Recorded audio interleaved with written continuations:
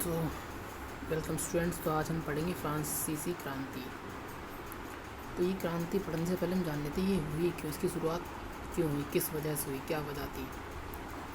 तो ये 1789 के आसपास की बात है। जब पहले क्या होता था, उस वक्त हर जगह राजा महाराजा हुआ करते थे।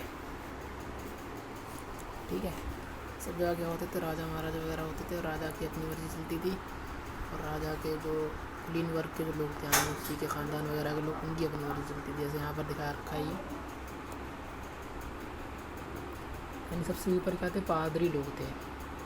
ये उसके दूसरे वर्ग में कुलीन वर्ग के लोग, यानी राजा महाराजा लोग, उनकी चलती थी। ये सबसे नीचे होते थे बड़े व्यवसायी, व्यापारी, अदालती कर्मचारी, वकील इत्यादि। सबसे नीचे वाले जो लोग थे, काम तो वो सारा करते थे, लेकिन उनका पैसा, कुछ पैसा उनको वो देना पड़ता था, पादरियों को, कुछ कुलीन वर्गों को। तो इससे उन लोगों में क्या हुआ, एक विद्रोह पनपा। उनको लगने लगा कि धीरे धीरे हम तो इनके गुलाम हैं, सारा काम हम करें और होना ये, ऐसा तो हो नहीं सकता। तो इसीलिए उन्होंने क्या किया, विद्रोह कर दिया। और इसको हम स्टार्ट करते हैं।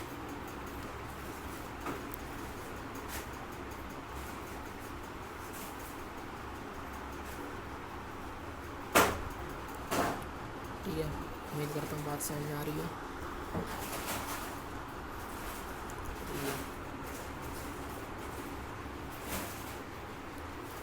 14 जुलाई 1789 की सुबह पेरिस में आतंक का माहौल था। सम्राट ने सेना को शहर में कूदने का आदेश दे दिया। अफवाह थी कि वह सेना को नागरिकों पर गोलियां चलाने का आदेश देने वाला, यानी कि जो राजा था इतना क्रूर था, जब लोगों ने वहाँ पर विद्रोह किया तो उसने गोलियां चलाने का आदेश देने की सोचने लगा। लगभग 7000 मर्द था, औरतें टाउन हॉल में एकत्रित हो गए और उन्होंने एक जन सेना का गठन कर लिया, यानी आकस्मिक सेना का रूप ले लिया। हथियारों की खेज में बहुत से सरकारी भवनों में घुस गए। सैकड़ों लोगों का एक समूह पेरिस नगर के पूर्वी भाग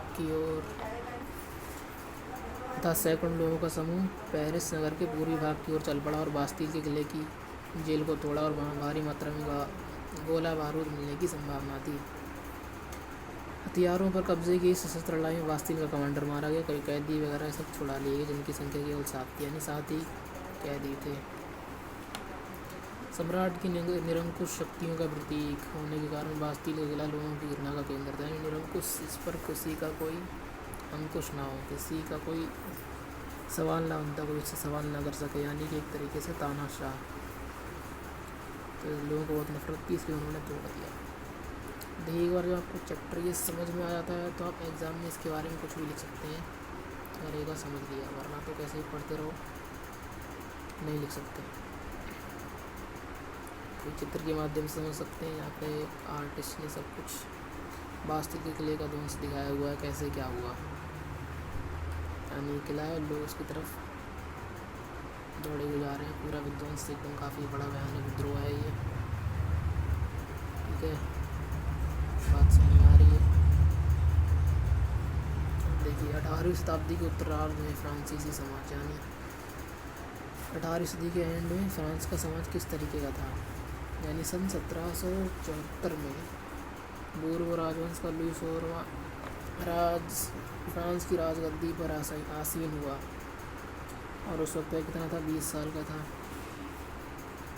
और उसका विवाह फ्रांस की राजकुमारी एंटोनेट से हुआ। राज्यारोहण के कारण उसने राजकोष खाली पाया, यानी राजकोष में बिल्कुल पैसा नहीं था।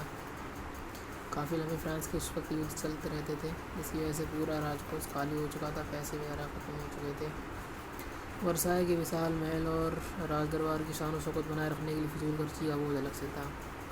अब राजा है, शान शौकत उसको चाहिए होगी, फिजूल खर्चे भी होंगे। लुई 16वां के शासनकाल में फ्रांस ने अमेरिका के 13 उपनिवेशों को साझा शत्रु ब्रिटेन से आज़ाद कराने में सहायता दी थी।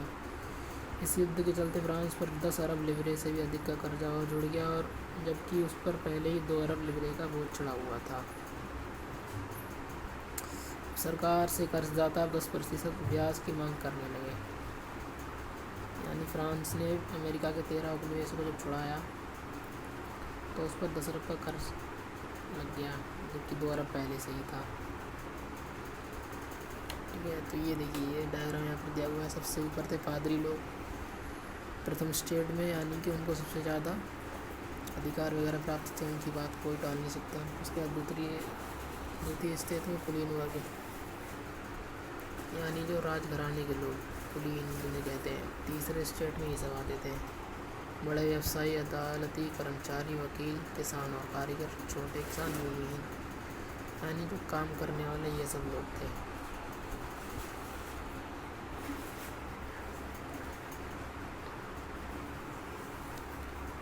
18वीं शताब्दी में फ्रांस 3 स्टेट में बटा हुआ था। केवल तीसरे स्टेट के लोग ही टैक्स देते थे, ठीक है, कर अदा करते थे।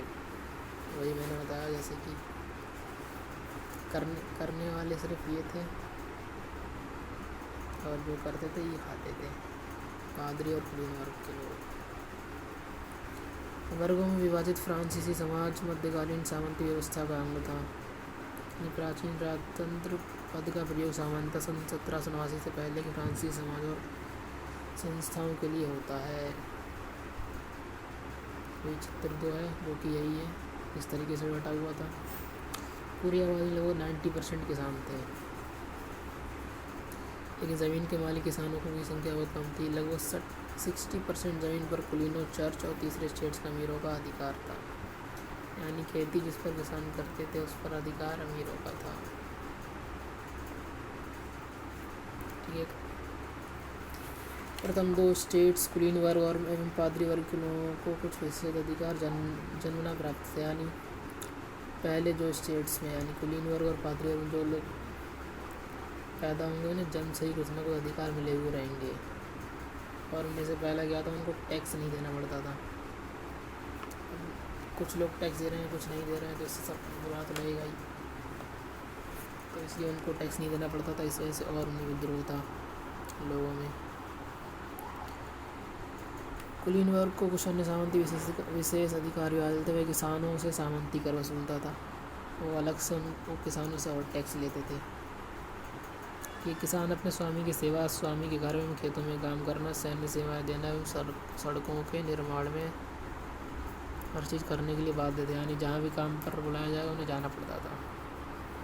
चर्च भी किसानों से करों का एक हिस्सा टाइद यानी धार्मिक कर के रूप में वसूलता था, यानी एक और टैक्स, वो भी किसानों पर।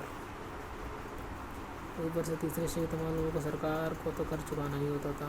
उन करों में टाइल यानी पूरे तरीके का तमाम कर जो भी थे वो तीसरे स्टेट के लोग ही देते थे। अब मैं आपको जैसे इन सब चीज़ों पे देखिए नए शब्द। लिब्रे क्या है? फ्रांस की मुद्रा थी जिसे 1794 में ख़त्म कर दिया गया। स्टेट यानी जहाँ पर लोगों को डिवाइड किया है, एक श्रेणी पादरी वर्ग, टाइद एक कर है और टाइल भी एक कर है, ठीक है। कर का वो नाम है, देखिए यहाँ पर बेचारा गरीब मजदूर, पैसा सलाह सब कुछ लाता है, मोटू जमींदार सब कुछ स्वीकार करने के लिए तैयार बैठा है, पर उसको एक नज़र दिखता तक नहीं। देखिए यहाँ पे ये जो मजदूर है इतना सब कुछ लेके जा रहा है, फिर भी मोटू जमींदार स्वीकार करने को तैयार लेके जा बैठा हुआ है। कुछ भी ला रहा तुम लोग देते जाओ उसको, ठीक है। तो क्या हालत रही होगी उससे, इसीलिए इन लोगों में क्या हुआ, विद्रोह फैला।